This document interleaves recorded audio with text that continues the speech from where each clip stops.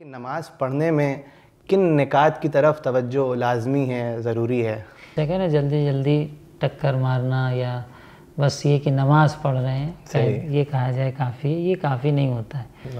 یعنی گویا آپ گھر میں فرادہ پڑھ رہے ہیں اور مسجد میں جماعت ہو رہی ہے شرائط کے ساتھ، امام عادل کوئی نماز پڑھا رہا ہے تو آپ اگر جا کے پڑھتے ہیں تو 25 برابر ثواب ملے گا۔ یہ قضا کرنا ہی نماز کا جائز نہیں۔ بعض لوگ سوچتے ہیں قضا پڑھ لیں گے تو گویا ہم نے نماز پڑھ لی۔ آپ نماز کھڑے ہو کے نہیں پڑھ سکتے، بیٹھ کے پڑھیے، بیٹھ کے نہیں پڑھ سکتے لیٹ کے پڑھیے، لیٹ کے نہیں پڑھ سکتے اشارے سے پڑھیے۔ ان چیزوں میں اگر کمی و زیادتی کیا ہے تب تو آپ کی نماز باطل ہے۔ کوشش یہ کریں کہ ادھر سے آواز آئی ہے تو بس فوراً لبیک کہیں، کوشش کریں، اول وقت پڑھنے کی کوشش کریں، لیکن اگر تھوڑی تاخیر بھی ہو جاتی تو اس سے فضیلت کا وقت ضائع نہیں ہوتا۔ بس کوشش یہ کریں فضیلت کے وقت کے اندر اس عمل کو ادا کر دیں۔ تو یہ 7 نمازیں ہیں جو واجب نمازیں ہیں، اس کے علاوہ باقی نمازیں مستحب ہیں۔ بہت شکریہ قبلہ۔ اعوذ باللہ من الشیطان اللعین الرجیم، بسم اللہ الرحمن الرحیم۔ ناظرین السلام علیکم، میں علی انوار جعفری آپ سب کا خیر مقدم کرتا ہوں ہمارے آج کے پروگرام میں، جس میں ہم اپنے درمیان ذہنوں کی دیواروں کے اندر قید سوالات کو عالم دین کے آگے پیش کرتے ہیں اور ان کے جواب سے، علماء کے جواب سے اس سے استفادہ کرتے ہیں۔ آج ہمارے درمیان موجود ہیں حجت الاسلام عالی جناب مولانا پیام حیدر رضوی صاحب قبلہ۔ یقیناً ان کی شخصیت کسی تعارف کی محتاج نہیں ہے، بلکہ یہ ہمارے لیے سعادت مندی ہے کہ ہمارے درمیان ایک ایسا شخص موجود ہے کہ جو مسلسل اپنی کوشش اور اپنی کاوشوں کے ذریعے سے ہمیں ایسا محسوس نہیں ہونے دیتا کہ ہم اپنے مرجع وقت سے کسی بھی لحاظ سے دور ہیں، بلکہ ہمیں ایسا محسوس ہوتا ہے کہ ہم ہر وقت ان سے کنیکٹڈ ہیں، ہر وقت ان سے متصل ہیں۔ ہمارے درمیان موجود ہیں وکیل دفتر آیت اللہ سیستانی دامت اللہ العالی عالی جناب مولانا پیام حیدر رضوی صاحب قبلہ۔ السلام علیکم ورحمۃ اللہ۔ آج چند سوالات میں آپ کے سامنے لے کے آیا ہوں اور میں چاہتا ہوں کہ آپ ان کے جوابات سے ہمارے ناظرین کو آشنا کرائیں۔ جو آج کا سب سے پہلا سوال، عموماً سارے سوالات جو ہیں وہ نماز کے ضمن میں آپ سے پوچھوں گا، جو اصول اور فقہ میں جو بھی مسائل ہیں۔ جو میرا پہلا سوال ہے وہ یہ ہے کہ نماز پڑھنے میں کن نکات کی طرف توجہ لازمی ہے، ضروری ہے؟ بسم اللہ الرحمن الرحیم وبہ نستعین۔ دیکھیے، نماز دین کا ستون ہے اور اہم فرائض و اہم واجبات میں سے، اس لیے ہم جو نماز پڑھنا سب سے اہم ذمہ داری ہے کہ پہلے تو یہ کہ ہم نماز پڑھیں۔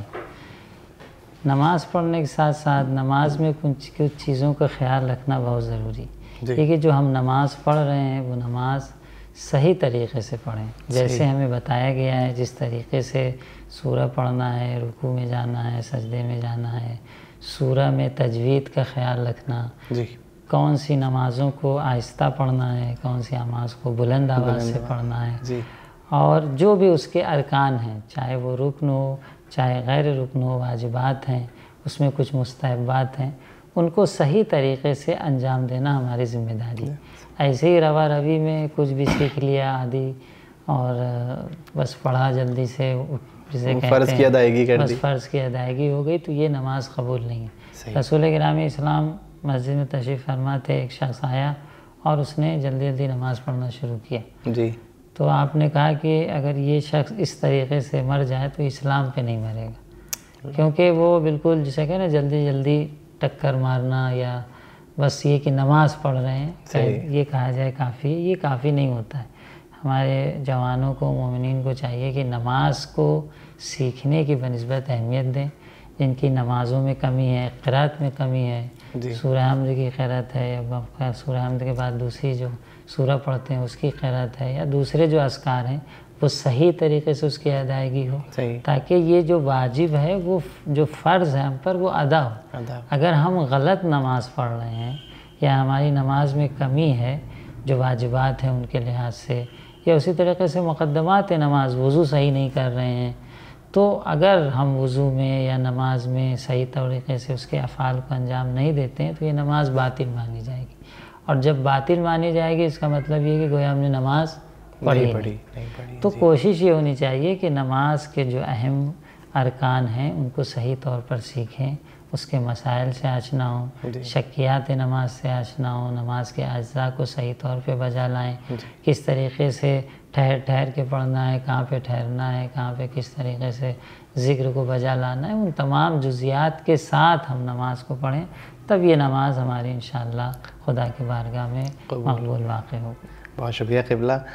اگلا سوال جو میرا اس کے زمرے میں ہے وہ یہ کہ ممکنہ صورت میں اگر نماز جماعت پڑھنا ممکن ہے تو اس وقت کیا ہمارے اوپر لازم ہے کہ ہم نماز جماعت پڑھیں؟ یہ نماز جماعت کی حدیث میں بہت تاکید ہے، یہاں تک کہ ملتا ہے کہ اگر کوئی شخص نماز جماعت سے پڑھتا ہے تو اس کو اسی نماز کا جو فرادہ پڑھ رہا تھا اور جماعت سے پڑھ رہا ہے 25 برابر ثواب دیا جائے گا۔ یعنی گویا آپ گھر میں فرادہ پڑھ رہے ہیں اور مسجد میں جماعت ہو رہی ہے، شرائط کے ساتھ امام عادل کوئی نماز پڑھا رہا ہے، تو آپ اگر جا کے پڑھتے ہیں تو 25 برابر ثواب ملے گا، کئی گنا اجر بڑھ گیا۔ ہاں، اور خاص طور پر اگر آپ کے نماز میں آپ کو لگتا ہے کچھ کمی ہے، مثلا سورہ آپ کا صحیح نہیں ہے، حمد صحیح پڑھ پاتے ہیں، کچھ مخرج میں کمی ہے، تجوید آپ کی کمی ہے، تب تو کوشش کریں کہ جماعت سے پڑھیں تاکہ درست ہو جائے، تاکہ امام جو پڑھے گا تو آپ صرف دہرانے والے یا سننے والوں میں سے ہوں گے، تو اس میں جو کمی ہوگی وہ جبران ہو جائے گی۔ اس لیے جماعت کی بہت تاکید ہے، خاص کر کے اگر مسجد قریب میں ہے تو مسجد میں جانے کی کافی تاکید اسلام کرتا ہے۔ یہاں تک ملتا ہے کہ جو مسجد کا پڑوسی ہے اس کی نماز نہیں ہے مگر یہ کہ مسجد میں، یعنی اسے چاہیے کہ مسجد میں جائے وہاں نماز پڑھے، خاص کر کے مسجد کے پڑوسی کے لیے کہا گیا۔ تو جماعت سے پڑھنے کی تاکید ہے، واجب نہیں ہے۔ واجب اس صورت میں ہوتی ہے کہ جب آپ کی قرات میں، آپ کی نماز میں کمی ہو، جو کام امام انجام دیتا ہے اور آپ سنتے ہیں تو امام صحیح پڑھے گا، آپ جائیے جماعت سے شرکت کریے تاکہ آپ کی نماز صحیح ہو۔ بہت روشن نقطے کی طرف آپ نے اشارہ کیا۔ عموماً یہ تو ہم سنتے آئے ہیں کہ نماز جماعت کا ہمیں ثواب کئی گنا ملتا ہے، مگر یہ کتنی بہتر بات ہے کہ اگر ہم نماز جماعت پڑھتے ہیں تو ایک ایسا بھی ذریعہ ہے کہ جو ہمارے لیے درس بن جائے گا، ایک کرائیٹیریا بن جائے کہ ہماری نماز کس طرح سے ہونی چاہیے۔ بہت شکریہ قبلہ۔ اچھا، ایک سوال اور تھا، کیونکہ کچھ حضرات سفر میں رہتے ہیں تو کچھ افراد سفر میں یا کام کی وجہ سے نماز ترک کر دیتے ہیں اور کہتے ہیں کہ قضا پڑھ لیں گے، یہ عمل کس حد تک جائز ہے؟ اور یہ بالکل جائز نہیں ہے۔ دیکھیے، قضا کرنا ہی نماز کا جائز نہیں ہے۔ بعض لوگ سوچتے ہیں قضا پڑھ لیں گے تو گویا ہم نے نماز پڑھ لی، سفر میں ہے تو یہ ہمارے لیے عذر ہے۔ سفر میں ہونا یا کسی کام میں مصروف ہونا یہ نماز کو قضا کرنے کا عذر نہیں۔ نماز کسی بھی حال میں ترک نہیں کی جا سکتی۔ الصلاۃ لا تترک بحال، کسی بھی حال میں آپ نماز کو ترک نہیں کر سکتے۔ اب آپ دیکھیں کہ امام جنگ کر رہے ہیں، جنگ صفین میں، اور بار بار نگاہ کر رہے ہیں کہ زوال کا وقت، تو جنگ سے بڑھ کر سخت منزل کب ہوتی ہے انسان کی؟ صحیح۔ لیکن جنگ میں بھی انہوں نے نماز کو ترک نہیں کیا۔ امام حسین نے کربلا میں نماز پڑھی، کہہ سکتے تھے ابھی تو جنگ چل رہی ہے، قضا پڑھ لیں گے۔ صحیح۔ تو نماز کا قضا کرنا کسی بھی حال میں اجازت نہیں دی جا سکتی۔ آپ نماز کھڑے ہو کے نہیں پڑھ سکتے، بیٹھ کے پڑھیے، بیٹھ کے نہیں پڑھ سکتے لیٹ کے پڑھیے، لیٹ کے نہیں پڑھ سکتے اشارے سے پڑھیے۔ نماز کو ترک کرنا، یہاں تک کہ ہماری روایت میں اگر کوئی شخص ڈوب رہا ہے اور اس نے نماز نہیں پڑھی ہے اور ڈوب رہا ہے تو 3 تکبیر کہے اس کی نماز ہو جائے گی۔ کیا لطافت ہے! اس سے بہتر، یعنی اس سے زیادہ اہمیت اب کیسے تاکید نہیں بیان کری جا سکتی۔ یہ عذر نہیں ہے کہ ہم سفر میں تھے اس لیے، یا مثلا دوسرے امور کو ترجیح دے دی، دوسرے امور کو سفر میں تھے اور وہاں کیسے پڑھتے ہو، زحمت تھی ہو وغیرہ تھا، وہ سفر میں نکل گئے تھے۔ بعض لوگ تو یہ بھی کرتے ہیں کہ ابھی نماز کا وقت ہونے والا ہے، آدھے 1 گھنٹے بعد سفر میں نکل جاتے ہیں۔ خوب نماز پڑھ کے نکلیے، نماز کو اہمیت دیجیے۔ نماز سے کہیے کہ کام ہے، کام سے نہ کہیے کہ نماز۔ واہ جی، بہت شکریہ قبلہ، بالکل واضح آپ نے اس بات کو ہمارے سامنے عیاں کیا۔ اچھا، ایک سوال اور ہے، عموماً یہ کیونکہ فقہی مسائل بھی موجود ہیں اس کے ضمن میں لوگ بیان کرتے ہیں، سجدہ سہو کی میں چاہتا ہوں تھوڑی سی تشریح کر دیں کہ سجدہ سہو دراصل کیا ہے اور کس طرح سے پڑھا نماز میں دیکھیے کبھی کبھی ایسا ہوتا ہے انسان نماز پڑھ رہا ہے، کوئی چیز بھول گیا، یا کوئی چیز اضافی نماز میں اضافی طور پہ دوبارہ انجام دے دیا، اگر وہ رکن نہیں ہے، اگر رکن بھول گیا ہے یا رکن اضافی کر دیا تب تو نماز باطل ہو جائے گی۔ لیکن اگر رکن سے ہٹ کر ہے، اب رکن میں نیت ہے، تکبیرۃ الاحرام ہے، رکوع ہے، سجدہ ہے، قیام متصل میں رکوع، یہ چیزیں رکن شمار ہوتے ہیں۔ ان چیزوں میں اگر کمی و زیادتی کیا ہے تب تو آپ کی نماز باطل ہے۔ لیکن اس کے علاوہ مثلا سلام بھیجا سلام پڑھ دیا، بیجا کلام کر دیا، مثلا کسی نے کچھ کہا، آپ نے جواب دے دیا بھولے سے، یا کچھ بول دیے، یا سجدہ بھول گئے، یا تشہدی پڑھنا بھول گئے اور بعد میں یاد آیا، تو یا اور بھی نماز میں کوئی چیز کم یا زیادہ ہو گئی کہ آپ کو یقین ہے کچھ کم یا زیادہ ہوا، نہیں پتہ کیا کم یا زیادہ ہوا ہے، ان موارد میں 2 سجدہ سہو ہوتا ہے، یعنی سجدہ سہو کرنا ان موارد میں ضروری ہے۔ اس کے علاوہ جو یہ ہم نے 4 مورد بیان کیے، 5 مورد، اس کے علاوہ بھی مستحب ہے کہ اگر کوئی بھی چیز انسان نماز میں کم و زیادہ ہو جاتی ہے تو اس کے لیے کیا کرے؟ سجدہ سہو کرے۔ سجدہ سہو میں کہ نماز کے فوراً بعد آپ سجدے میں جائیں گے، پھر بیٹھیں گے جیسے آپ نماز میں سجدہ کرتے ہیں، پھر دوبارہ سجدے میں جائیں گے، اور سجدے کا جو ذکر ہوگا وہ کوئی بھی ذکر آپ پڑھ سکتے ہیں، گرچہ بہتر یہ ہے کہ وہ دوسرا ایک ذکر مخصوص ہے، السلام علیکہ بسم اللہ باللہ السلام علیکہ ایھا النبی، یہ پڑھیں، لیکن سبحان اللہ اور کوئی بھی ذکر آپ جو عمومی طور پہ پڑھتے ہیں واجب ذکر۔ تو اس کے بعد تشہد پڑھیں گے 2 سجدے کے بعد، اور آخری سلام، السلام علیکم ورحمۃ اللہ وبرکاتہ۔ تو یہ اس کو سجدہ سہو کہا جاتا ہے۔ تو ان موارد میں جو ہم نے بیان کیا کہ سجدہ ایک اضافہ یا کم ہو گیا، یا تشہد بھول گئے، یا سلام بیجا پڑھ دیا، یا بیجا کلام کر دیا، یا یقین ہے کہ نماز میں کوئی چیز کم و زیادہ ہو گئی، نہیں پتہ کیا تھی، ان موارد میں واجب ہے۔ اس کے علاوہ بعض موارد میں، یعنی جو دوسرے موارد پیش آتے ہیں رکن کو ہٹ کے، اس میں کیا ہے؟ سجدہ سہو مستحب ہے۔ تو سجدہ سہو کا جاننا، بہت سے لوگ جانتے نہیں کہ سجدہ سہو کیا ہوتا ہے۔ تو یہ نماز کے مثلا نماز کی کمیوں کو دور کرنے کے لیے، جیسے کہ نماز کی رکعتوں میں شک ہو تو نماز احتیاط ہے، اب رکعتوں کے شک کے بارے میں بھی ایک تفصیل ہے کہ وہاں پہ آپ نماز احتیاط پڑھیں۔ تو اسے سجدہ سہو اور نماز احتیاط، یہ 2 چیز ہے جو نماز کے بعد آپ کی نماز کی کمی کی بھرپائی کے لیے ہوا کرتی ہے۔ بہت شکریہ قبلہ۔ میں گراف ایجنسی سے بھی گزارش کروں گا کہ وہ ذکر جو قبلہ نے مخصوص بیان کیا سجدہ سہو کے لیے، اس کو بھی اگر اسکرین پر نشر کر دیں تو جو افراد اس کو یاد کرنا چاہیں، حفظ کرنا چاہیں، وہ بھی یاد کر لیں، اور باقی آپ نے فرمایا کہ جس طرح سے عمومی ذکر ہے وہ بھی اگر کریں تو کوئی مشکل نہیں ہے۔ اچھا قبلہ، ایک سوال اور آج کے دور میں مجھے لگتا ہے کہ یہ ہمارے جوانوں کی طرف سے بہت اہم سوال آیا ہے، اس لیے کہ پہلے کے جو ہمارے بزرگ ہیں، جو ہمارے والدین ہیں، ان لوگوں میں تو یہ عادتیں تھیں، مگر اب جو ہماری جنریشن نیکسٹ آ رہی ہے اس میں یہ عادتیں ختم ہو گئی ہیں تقریباً، یا واقف نہیں ہیں۔ جو ماں باپ کی قضا نماز و روزہ ہیں وہ بچوں پر کس حد تک واجب ہیں اور کس طرح سے واجب ہیں، اس کی تھوڑی دیکھیے، ماں باپ کی قضا نماز روزہ ویسے تو بہتر ہے کہ اگر بچے انجام دے سکتے ہیں، یا خاص طور پہ انہوں نے اگر وصیت کیا ہے اور کچھ مال چھوڑ کے گئے ہیں تو اس سے ان کی قضا کروائیں، قضا بھروائیں۔ لیکن اگر وصیت نہیں کیا ہے اور عمدن نماز پڑھتے نہیں رہے ہیں، والدین اہل نماز نہیں تھے، اہل روزہ نہیں تھے، تو بڑے بیٹے پر واجب نہیں ہے۔ بڑے بیٹے پہ اس وقت واجب ہے کہ جب کوئی نماز بڑے باپ نے یا روزہ جو ہے وہ کسی عذر کی وجہ سے ترک کیا ہو اور اسے مہلت نہ ملی ہو کہ اس کی قضا بجا لائے، اور اس درمیان اس کا انتقال ہو گیا، تو اس صورت میں بڑے بیٹے پہ ضروری ہے کہ ان نمازوں کو کیا کرے؟ قضا بجا لائے، ان کی نمازوں کو پڑھے۔ لیکن اگر عمدن پوری عمر نماز ہی نہیں پڑھتے رہیں تو یہ بیچارہ بیٹا کتنی پوری عمر کی نماز تو نہیں پڑھے گا۔ ہاں، اگر وہ کوئی مال چھوڑ کے جاتے ہیں اور وصیت کرتے ہیں کہ ہمارے اس مال سے ہماری نماز روزہ کو بجا لایا جائے، انجام دلوایا جائے، تو پھر وہ آپ پر واجب ہو جاتا ہے کہ مال سے آپ جو ہیں انجام دیں۔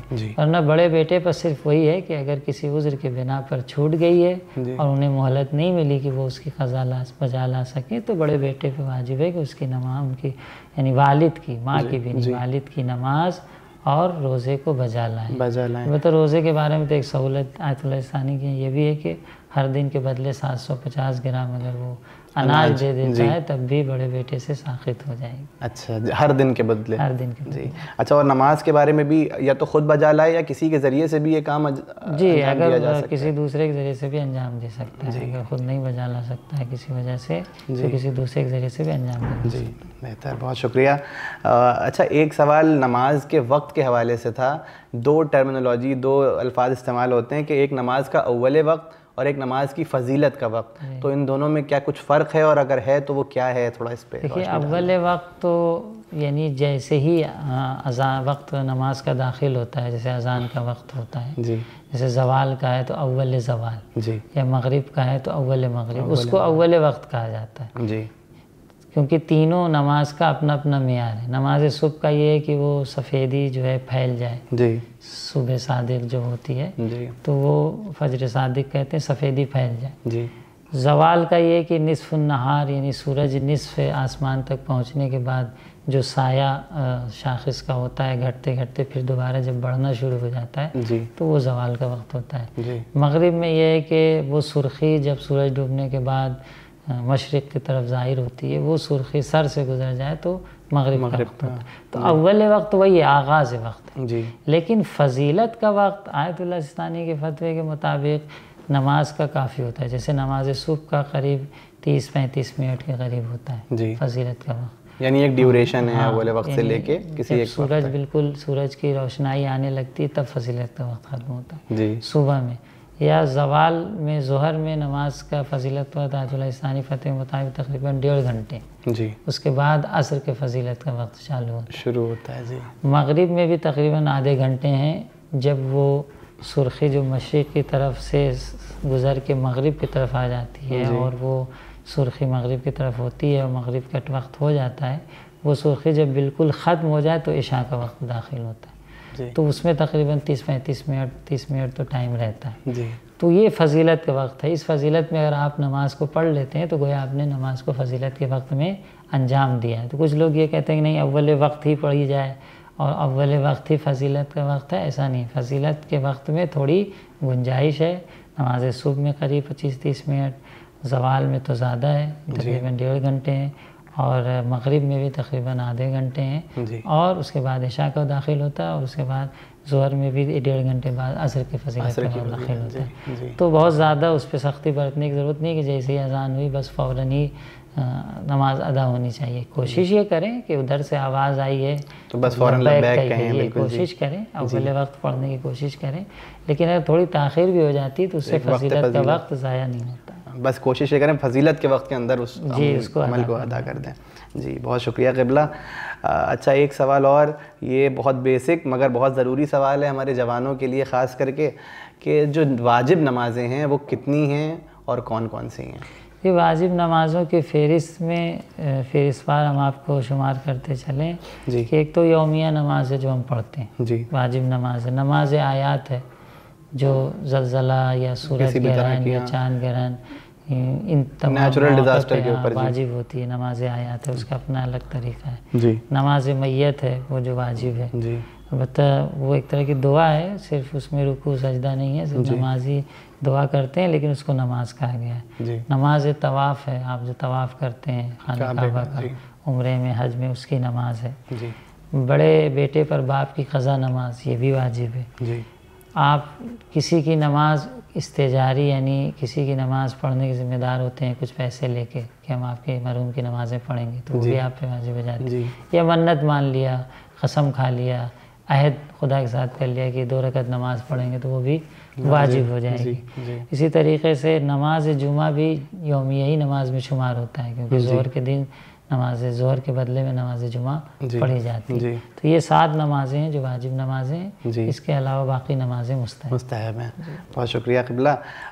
ابھی آپ نے نماز جمعہ کا تذکرہ کیا تو میں چاہوں گا اس پہ بھی آپ روشنی ڈال دیں کہ نماز جمعہ, کیونکہ ہم ابھی غیبت کے دور میں جی رہے ہیں, اور نماز جمعہ غیبت کے زمانے میں واجب ہے, کیا واجب ہے, اور اگر ہے تو کس نیت سے پڑھی جائے گی؟ دیکھیے غیبت کے زمانے میں مشہور جو ابھی مراجع کرام کا جو فتویٰ ہے وہ یہ کہ غیبت کے زمانے میں نماز جمعہ واجب تخییری ہے, یعنی چاہیں تو آپ جمعہ پڑھ لیں اور چاہیں تو آپ ظہر پڑھ لیں. گرچہ اگر نماز جمعہ شرائط کے ساتھ منعقد ہو رہی ہے, تمام شرائط جو نماز جمعہ کے ہونی چاہیے, امام عادل ہو اور وہ 5 لوگ امام کے ساتھ ہوں, یعنی 5 لوگ میں نماز جمعہ ہوتی ہے کم از کم, اور فاصلہ ایک جمعے سے دوسرے جمعے کا رعایت ہو رہا, وہ تمام شرائط اگر منعقد ہو رہے ہیں تو نماز جمعہ کا پڑھنا بہتر ہے, فضیلت اس کی زیادہ ہے. ظہر کے بنسبت جمعہ پڑھیں, لیکن رہے گی واجب تاخیری, یعنی جمعے کے دن آپ کو اختیار ہے, چاہے تو جمعہ پڑھیں